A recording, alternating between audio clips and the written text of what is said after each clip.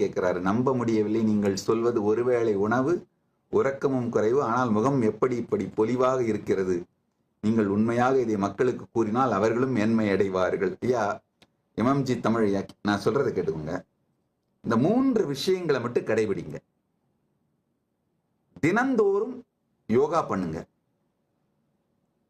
அடுத்தது பொன்னாங்கண்ணி கீரை உணவுல எடுத்துக்கோங்க.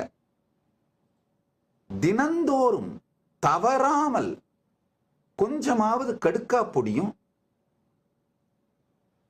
விளக்கெண்ணையும் எடுத்துக்கொள்ளுங்கள்.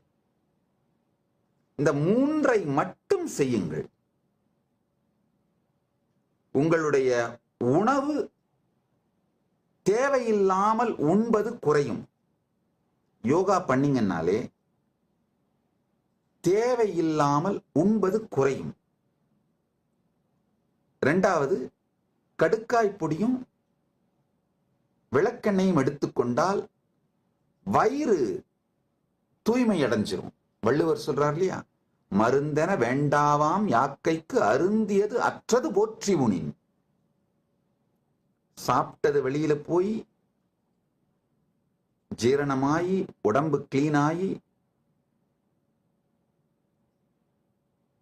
அதுக்கு பிறகு உடம்பு டீடாக்ஸ் ஆன பிறகு அடுத்த வேளை உணவை எடுத்துக்கொண்டீர்களானால் மருந்து இல்லாத வாழ்க்கை அமையும்.